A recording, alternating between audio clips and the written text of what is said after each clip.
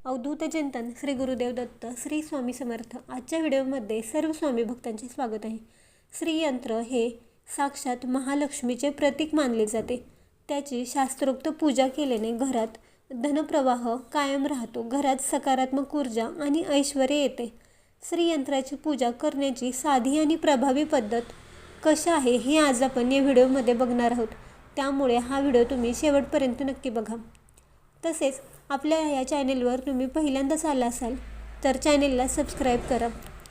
श्रीयंत्राची स्थापना किंवा पूजा करण्यासाठी शुक्रवार किंवा पौर्णिमा हे दिवस सर्वोत्तम मानले जातात। पूजा करण्यासाठी सकाळी ब्रह्ममुहूर्तावर किंवा सूर्योदयाच्या वेळी पूजा करावी।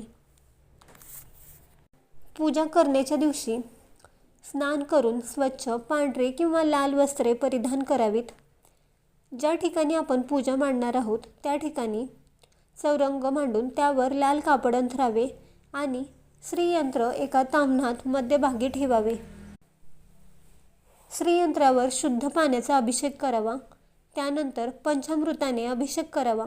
अभिषेक करताना ओम श्रीं ह्रीं श्रीं कमले कमलालये प्रसिद्ध प्रसिद्ध श्री ह्रीं श्रीं महालक्ष्मी नमः हा मंत्र म्हणावा किंवा श्रीसूक्त वाचावे।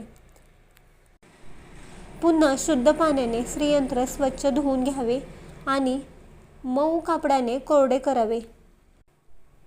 कोरडे केलेले श्रीयंत्र पुन्हा लाल कापडावर ठेवावे। श्रीयंत्राला अत्तर लावावे आणि श्रीयंत्राच्या मध्यभागी बोटाने किंवा फुलाने कुंकू अर्पण करावे। श्रीयंत्राला पिवळी किंवा लाल फुले अर्पण करावीत। तुम्हाला जर शक्य असेल तर कमळ किंवा गुलाबाची फुले अर्पण करावीत।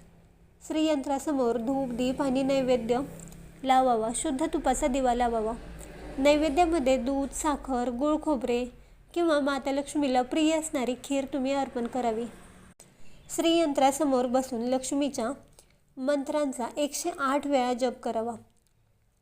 शेवटी महालक्ष्मीची आरती करावी आणि मनोभावे नमस्कार करून घरात सुख समृद्धी टिकून राहण्यासाठी देवीकडे प्रार्थना करावी।